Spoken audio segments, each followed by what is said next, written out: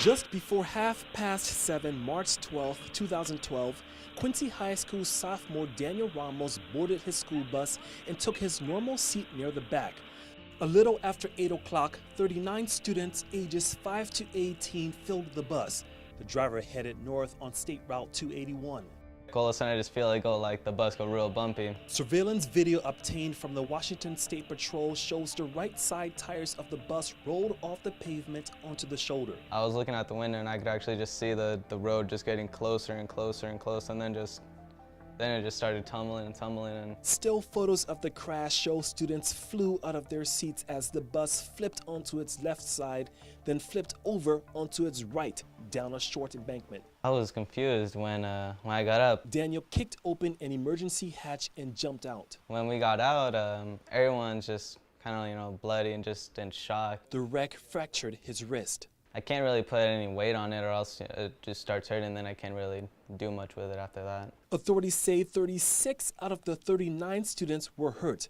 Injuries included neck and back pains, concussion, serious cuts, and head trauma. We were all saying it's just crazy, Washington State Patrol later determined the bus driver appeared fatigued and sleepy, and her eyes closed for 5 seconds before the crash.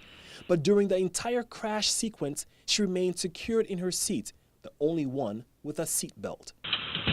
An hour and 15 minutes earlier, she entered the bus and fastened her seatbelt, the only lap shoulder belt on the bus, according to investigators.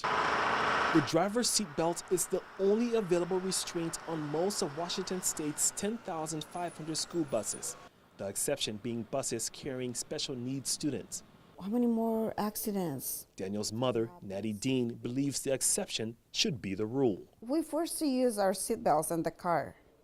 Why the kids can have seatbelts on the bus? Alan Jones, Washington State Director of Student Transportation, says this is a topic that has been around since the 1970s. People are moving towards supporting the seatbelts on school buses because that's what the parents want. In 2011, the National Highway Traffic Safety Administration denied a petition by nearly 24 organizations asking for a federal mandate of the installation of lap shoulder belts on all school buses. The agency stated it did not find a safety problem supporting a nationwide requirement. It cited a 2002 report by the National Academy of Sciences, which then found among 815 school-aged children killed each year in motor vehicle crashes during the school day, fewer than 1% were passengers in school buses. Students had a greater chance of getting killed getting on and off the bus or driving to school. Compartmentalization is what is being provided to students for safety. Jones explains compartmentalization consists of closely spaced padded seats that absorb energy as seen in this crash test video. He tells us manufacturers build school buses to special construction standards. If that had been a typical tour bus, you probably would have seen the roof flatten out, the windows pop out. You may have had students ejected from the bus and potential serious injury or fatalities as a result of that. An NHTSA report found most children killed inside school buses are mostly seated in the area where an object hit the bus. And in such circumstances, seatbelts will not be effective in preventing the fatality. The agency does acknowledge lap shoulder belts would be most effective in rollover crashes. This crash test video provided to us by a safety systems testing facility in Indiana shows the difference between belted children and children who are unrestrained. The result mirrors what we saw on the Quincy crash video. The first time I saw the video, from my 14 years of being a school bus driver, it's just really gut-wrenching. It's just hard every time when I remember. The National Education Association tells us there are arguments against the use of seatbelts on school buses. Children could sit or hang trapped in their seats in emergencies such as fires. They could use heavy belt buckles as weapons and say it would be difficult to make sure all students keep their seatbelt properly fastened. One of the biggest obstacles is the price tag.